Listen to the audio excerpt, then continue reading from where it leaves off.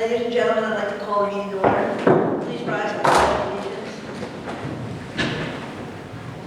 I pledge allegiance to the flag of the United States of America and to the republic for which it stands, one nation, under God, indivisible, with liberty and justice for all. Thank you. Welcome, everyone. We have public comment. Is there anyone who would care to comment?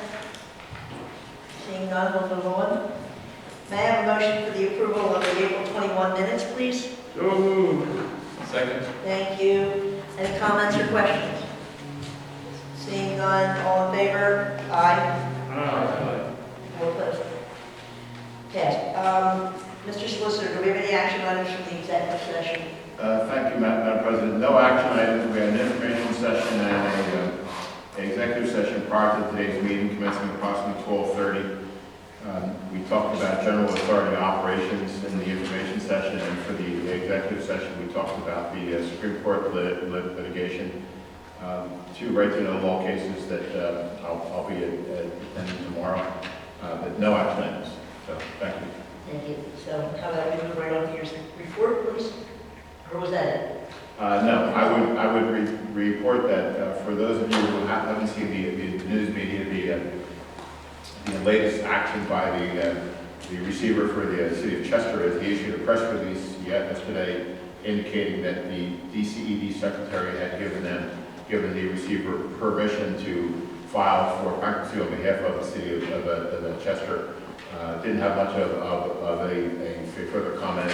Don't know what effect, if any, it has on our various points of litigation. It doesn't seem like they have a specific plan in mind. It just seemed that was the next thing that they were going to do. So they went ahead and got permission to file, but have not yet filed. That's all. That's all they're saying? Thank you. Thank you.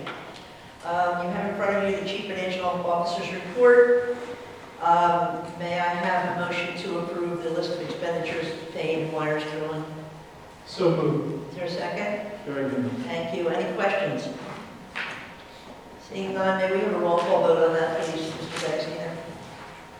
Mr. Brandon. Yes. Mrs. Leitzel. Yes. Dr. Lewis West. Yes. Mr. McGinn. Yes. Mr. Rivera. Yes. Mr. Shelton. Yes. Mrs. Smith. Yes. Motion carries. You have in front of you the Director of Engineering's report, and before we move on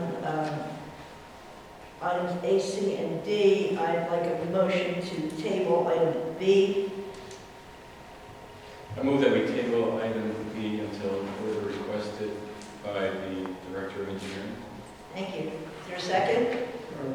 Second. Thank you. Are there any questions? Seeing none, may we have a roll call vote on that, please, Mr. Jackson? Mr. Brandon. Yes. Mrs. Leitzel. Yes. Dr. Lewis West. Yes. Mr. McGinn. Yes. Mr. Rivera. Yes. Mr. Shelton. Yes. Mrs. Smith. Yes. Motion carries. Thank you. Moving on with the Director of Engineers report, we have items A, C, and D, request for approval of an option year, request for authorization of purchase of chemical feed pumps, and request to approve cost share agreement with PennDOT. May I have a motion to approve items A, C, and D? So moved. Second. Thank you. Are there any questions on any of those items? Yeah, I just have a question. When you, especially in your item A, it's stated in there, I mean, they get the, can you hear me, man? They get the option year, but I also saw in here that they had a bid. They had also a bid from someone else. So when you do an option year, do you also put out the bid for other people to bid on the contract?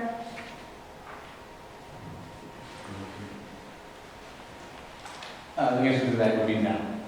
So when we put out the original contract the previous years, we asked the contractor at that time to sign off whether or not they'll agree to option years 1 and option years 2 afterwards. So the awardee of that contract in particular did sign off on that for the option years and subsequent years. So at that time, we don't go back out to bid for additional bids. Okay, because I saw, I'm just trying to find the page where I watched it, Mark. It said you put, there was 2 bids for that particular For the original contract, there would have been 2 bids. So that would have been the original contract? Yes. Okay.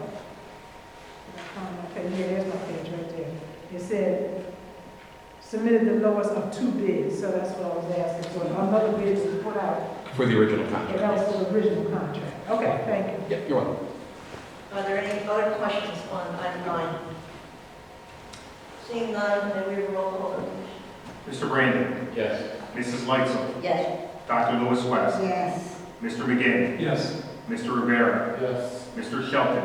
Here. Mrs. Smith. Yes. Motion carries. Next on the agenda is a request to approve pension for Lynn Keenan, beginning June 1st of 2022. May I have a motion for that, please? So moved. Is there a second? Awesome. Thank you. Are there any questions or comments? Seeing none, then we have a roll call vote. Mr. Brandon. Yes. Mrs. Lightsell. Yes. Dr. Lewis West. Yes. Mr. McGinn. Yes. Mr. Rivera. Yes. Mr. Shelton. Here. Mrs. Smith. Yes. Motion carries. Thank you. Next on the agenda of the executive manager's report, Mr. Kupiec. Nothing today, Madam Chair. Thank you. Thank you. While you're up, do we have any new business? Or any No, old business? nothing today. And from the board, does the board have any new business? Or any old business? Seeing none, we move to the public comment. Is there anyone who would care to make a public comment today? Please come up and state your name and address and affiliation. If you're not local. Yes, thank you. My name is Todd Dewar. I am with Aqua, Pennsylvania. I'm the Vice President of Production, overseeing water treatment and wastewater treatment. Excuse me. Could you say your name one more Todd Dewar, D-U, yeah, Todd. Yeah, D-U-E-R-R. Thank you. You're welcome. And I work out of our corporate office, which is in Bryn Mawr, Pennsylvania. I am not a resident of nor a customer directly in my individual capacity. Thank you. I'd like to share some comments regarding Aqua's investment in infrastructure, share a couple thoughts. I will say when I'm done, I know Mr. Luca was here at 1 or 2 past meetings.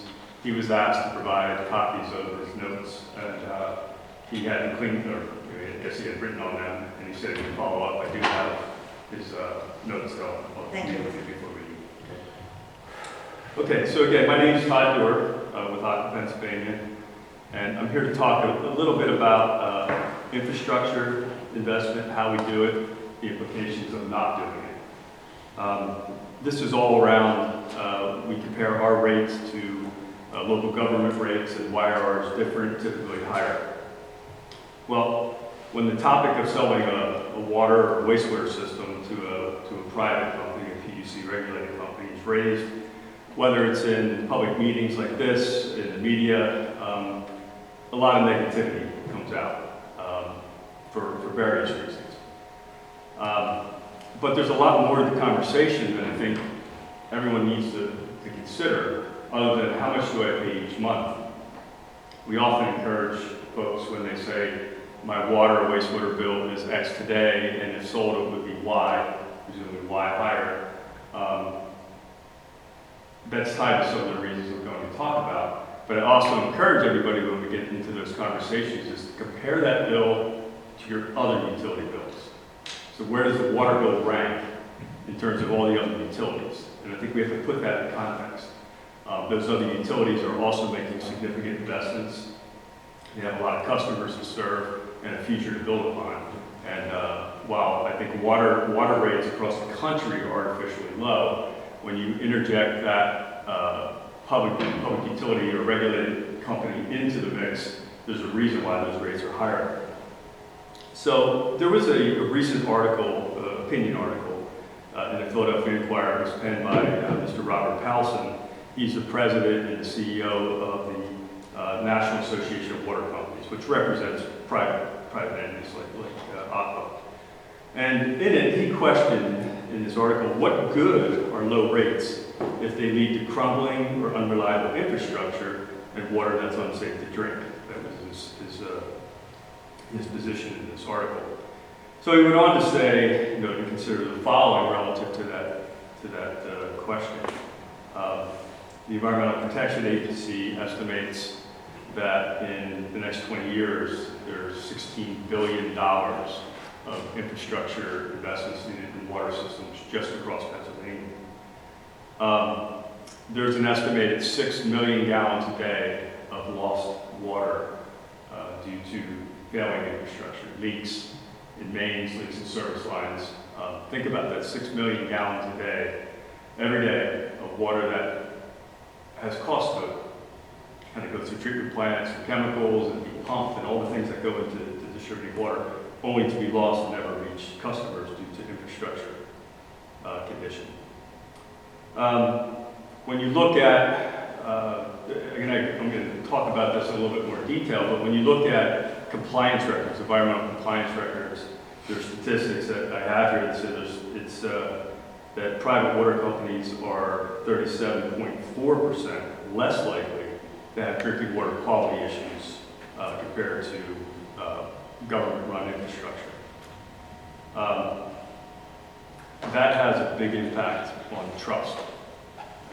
You know, people often say water is the only utility you ingest. So if you don't have absolute trust, that's a cause for concern. So that compliance record is really important. Compliance comes at a cost. You have to invest for it. How do we pay for all the investments? Well, as a regulated company, yes, we do use ratepayer funds. We also seek grants, obtain grants. We can get low interest loans such as Penvest, much like this authority can. We have shareholder equity, right, which comes into play here in a minute, and it'll make sense. As we go through this pandemic, and even at the investment level we have every year, we're in a good position financially to make the investments ahead of when infrastructure fails. We don't wait and react or wait till it's near the end. We invest more than $300 million every year. Pipes, treatment plants, pumps, compliance matters, reservoirs, all the infrastructure that this authority has. That could be higher, or it could cost us more to do the same amount of work, but because of the scale of our supply chains, workforces, some of the technologies that we already have in place, there's substantial savings over, say, doing it piecemeal in traditional sense.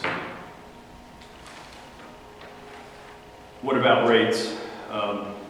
We don't set our rates. We have to ask for permission from the Public Utility Commission. Last week, our rate case was approved by the Commission. And by their own admission, they said that the Public Utility Commission has approved what it calls substantially lower than requested rates for water and wastewater infrastructure compared to what Aqua had asked for. So we ask for things, we would like to do more, but at some point the Public Utility Commission, who looks at it from a fairness and equity standpoint, says this is what we think you should receive and ratepayers can afford for the level of service that you provide. So it's not just us saying what we want or what we want our rates to be. We do want to affirm that access to water and sanitation are fundamental human rights. We don't argue that, but it doesn't come for free. In our rate case, we have proposed what's called a universal services program. That program, in a nutshell, is intended to, how do we bring affordable water wastewater services to low-income customers? Right? That was approved as part of a rate case. Now we have work to do and how that's going to be implemented, how that gets funded, but the structure of it and the intent of it was targeted at low-income. But we have to consider that the entire rate base. So we remain committed to ensuring access for all customers to our services. Chairman of the PUC, Chairman Dutrell's motion that she made last week during the rate case included a couple comments, and I'll share some of them with you. Is that the company, Aqua, contends that it continues to assist small, troubled, and non-viable water and wastewater systems. Chairman Dutrell mentioned 3 systems specifically that we were the receiver of over the last couple of years. There was a water and or wastewater system that was in very poor condition in Pennsylvania. The PUC said, well, we have a couple of choices. We can take that system and give it to a local government, or we can give it to a private water utility such as Aqua, Pennsylvania. They chose Aqua, Pennsylvania. We get that. We get no funding for it. There's nothing in our rates for it. Yet we have to now invest in that system, run it to compliance, and hope to get it into our next rate case. And we've seen this coming at us over and over and over again over the last 10 years. That they reach out to our company because they know that we're both technically and financially viable to take these systems that are so challenged, yet the residents of those systems do need access to safe water and wastewater. We provided, Chairman Joel goes on to say, we provided assistance to low-income customers via forgiveness of arrearage funds. We distributed assistance during the COVID, 500,000. There was a time when we couldn't get masks, so we were able to distribute 50,000 masks to workers and others to our water and wastewater utilities across the state. Some of these went to Chester Water Authority employees. Chairman Trudell went on to acknowledge that the commitment Aqua has made toward implementation and a comprehensive universal services program will provide tiered bill discounts and forgiveness to low-income customers. So to wrap this up with, we have 135 years of providing safe water and wastewater services. We have 1.5 million residents across Pennsylvania, 32 counties. We're growing. Selling your water system, it can be scary. These remarks are hopefully taken to consider the pros and the cons, not just the cons. And I would encourage you to take what I've said and others in my company have said to heart and understand the value that acquisition could bring to a community in terms of economic growth and trust all throughout southeastern PA. So I thank you for the opportunity to come before you today. If anyone wants to learn more about some of these comments, including employees or customers, we do have a website. It's aquaforchester.com, all one word, aquaforchester.com. I thank you for your time. Thank you, Mr. Dillon. Was there going to be a handout from Mr. Yes. Top? Yep. May I provide the package? I will, thank you. Could we let Mr. Moore film one of those at the conclusion of today's meeting too? Just take a picture of handout. That's all. Thank you. Thank you. Thank you, Mr. Dillon. Madam Chair, may I have one item when the board's finished? I'm sorry, I couldn't hear you. May I have one more comment when the board's finished? Yes, please. Let me give this to Moore. Several pages. Does anyone else have any comments? And before we adjourn, Frank, A question. Did I hear Mr. Dewar say that he was going to give copies of Mr. Lucas' compliments from prior meetings too? Yes, That's it. Are they there? Okay, Yeah. great, good. Does that include the comments that you made today? No, just what Mr. Luca offered. Yeah, we've filmed Todd today, correct? Correct. And the fellow that's taking my picture now also worked for Aqua too.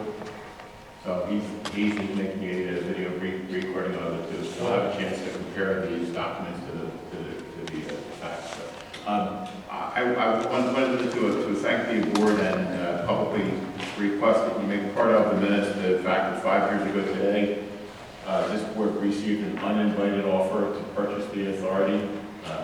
Yesterday was the day 5 years ago that the board voted not to accept the offer. happy anniversary, everyone. Happy anniversary, and I wanted to point out that you have saved your ratepayers in excess of $224 million over that period of time. It's rare in public life that you get an opportunity to let your ratepayers, people that you have a fiduciary responsibility to protect, keep their money in their own product and still get a great service. So my hat's off to you. I know that ratepayers appreciate that and congratulations on the job well done. Thank you. And we also, the board would like to thank our staff and our solicitor for all the efforts that they can take on our behalf. So thank you very much.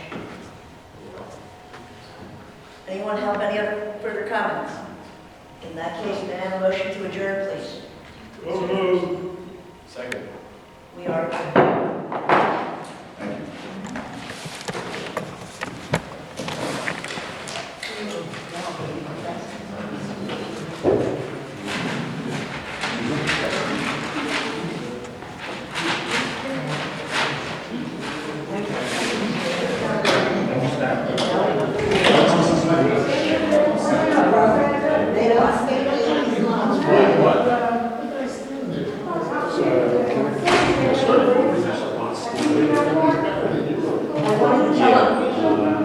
Well, we wanted to do something. We don't have that. What was it, janitorial? No, that's right. Yeah, I'm just trying to think of this. Wait, back, like, I gotta do the- I'm